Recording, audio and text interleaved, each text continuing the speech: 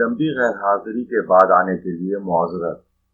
Spain کی اس قسط میں اپنے سفر کا آخری شہر میڈرڈ دکھاؤں گا۔ میں نے سیویل شہر سے ہائی اسپیڈ ٹرین پکڑی اور میڈرڈ کی طرف چل پڑا۔ یہ ٹرین 300 کلومیٹر فی گھنٹہ کی رفتار تک چلتی ہے اور صرف 3 گھنٹے میں 530 کلومیٹر کا فاصلہ طے کر کے میڈرڈ پہنچا دیتی ہے۔ اس کا ٹکٹ 25 یورو ہے، جو کہ یہاں کے لحاظ سے بے حد سستا ہے۔ چلیے جناب، اب ہم میڈرڈ پہنچ ہی گئے۔ ہر بڑے شہر کی طرح یہاں پر سفر کرنے کا بے حد آسان اور سستا طریقہ میٹرو ہے۔ میں نے بھی میٹرو لی اور اپنے ہوٹل کی طرف روانہ ہو گیا۔ ہر بڑے شہر کی طرح یہاں بھی جگہ جگہ بگڑی ہوئی نوجوان نسل کی کارکردگی گریفٹی کی صورت میں موجود تھی۔ افسوس کرتا ہوا آخر کار اپنے مطلوبہ اسٹیشن پہنچ گیا۔ یہ شہر نہ صرف آبادی کے لحاظ سے بلکہ فی کس آمدنی کے اعتبار سے بھی یورپین یونین کا تیسرا بڑا شہر ہے۔ پہلے نمبر پر لندن اور دوسرے نمبر پر برلن ہے۔ اس شہر کے لوگ فٹ بال کے دیوانے ہیں۔ مسلمان امیر محمد اول کے دور میں تقریباً سن 950 عیسوی میں یہ شہر باقاعدہ وجود میں آیا۔ اسپین پر مسلمانوں کی خلافت کے زوال کے بعد سن 1594 عیسوی میں اس شہر کی آبادی 4000 نفوس سے بڑھ کر 37,500 ہو گئی۔ اس کے بعد اس شہر کی آبادی مسلسل بڑھتی رہی اور آج کل اس کی آبادی تقریباً 65 لاکھ ہے۔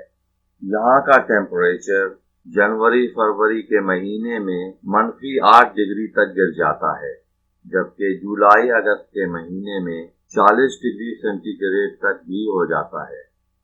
یہاں پر اسپینش بولی جاتی ہے۔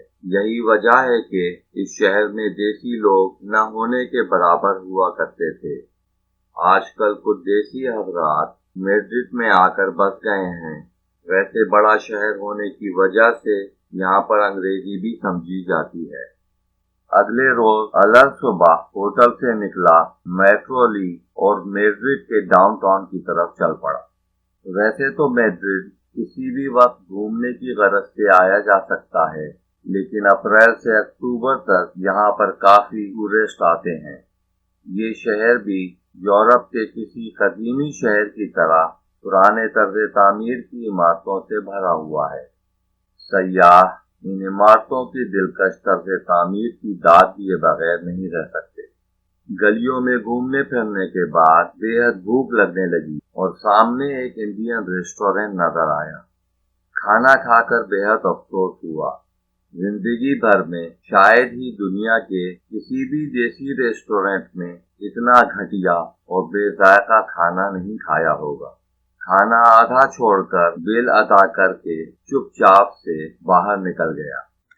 کسی بڑے شہر کی طرح میڈرڈ گھومنے کا بھی ایک بہترین طریقہ یہ ہے کہ میڈرڈ سٹی ٹور بس لے لیں۔ جگہ جگہ بس رکے گی، آپ اتر جائیں، ہر آدھے گھنٹے کے بعد بس اسٹاپ پر ان کی بس دوبارہ مل جائے گی۔ اس بس کا کرایہ 21 یورو ہے، جو کہ بے حد مناسب ہے۔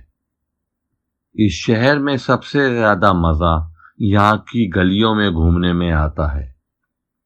پرانے شہر میں جا بجا قدیمی عمارات، محلات اور پارک موجود ہیں، جبکہ نیا شہر جدید طرز تعمیر کی بلڈنگ سے بھرا ہوا ہے۔ یہاں کے لوگ بے حد امن پسند ہیں اور تمام مذاہب اور غیر ملکیوں کی عزت کرتے ہیں، چاہے دل میں کچھ بھی ہو۔ یہاں پر اپنے ساتھ آئیڈینٹیفیکیشن رکھنا بے حد ضروری ہے۔ اگر کسی وجہ سے پولیس سے واسطہ پڑے تو کسی قسم کی بھی فوٹو آئی ڈی ہونی چاہیے، چاہے وہ کسی بھی ملک کی ہو۔ بہتر تو یہی ہوگا کہ اپنی اور اپنے فیملی کی پاسپورٹ کی فوٹو کاپی ساتھ رکھیں۔ اس کے علاوہ یہاں پر برقع یا نقاب کی اجازت نہیں ہے، خاص طور پر کچھ عمارتوں میں۔ جہاں بھی جائیں بشمول میڈرڈ کے وہاں کے قوانین کا احترام کرنا سیکھیں، ورنہ نہ جائیں۔ اب آپ کو یہاں کے بارے میں تفصیل سے بتاتا ہوں۔ اس شہر کا آلٹیٹیوڈ یعنی سطح سمندر سے بلندی 667 میٹر یعنی کہ 2188 فٹ ہے، جس کی وجہ سے ہوا میں نمی کا تناسب بے حد کم ہوتا ہے اور ہوا کافی خشک ہوتی ہے۔ یہاں کی ایک اور دلچسپ بات یہ ہے کہ یہاں پر یونیورسٹی اسٹوڈنٹس بہت ہیں۔ پورے یورپ میں میڈرڈ کی یونیورسٹیز بے حد مقبول ہیں، اسی وجہ سے پورے یورپ سے شہر میں اعلیٰ تعلیم کی غرض سے اسٹوڈنٹس آتے رہتے ہیں۔ یہاں پر جرائم کم ہیں، لیکن اس کا مطلب یہ ہرگز نہیں کہ آپ چوکنا نہ رہیں۔ کامن سینس استعمال کریں اور احتیاط برتیں۔ قیمتی اشیاء اور یورو کی نمائش سے پرہیز کریں۔ اکثر حضرات مجھ سے یہ سوال کرتے ہیں کہ اگر وہ جائیں تو کتنا خرچہ ہوگا؟